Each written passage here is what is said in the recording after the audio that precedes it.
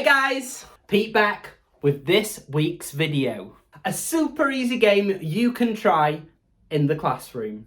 And guess what? All you need is a cup.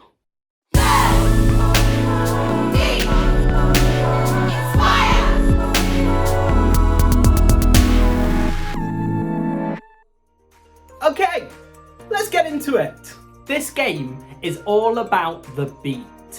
So, pick a song where you can hear the beat really clearly.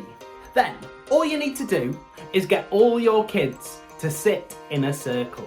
Grab your cup. All we're gonna do is we're gonna pass this cup around the circle on every beat one. Just like this.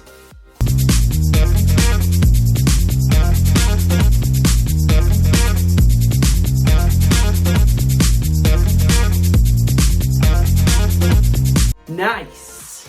Once your kids get really good at this, you could try adding in more cups, changing the tempo, or shouting switch to change the direction. Try this out in your own classroom and leave a comment below to let us know how it goes. If you like this video, don't forget to like and subscribe. Until next time.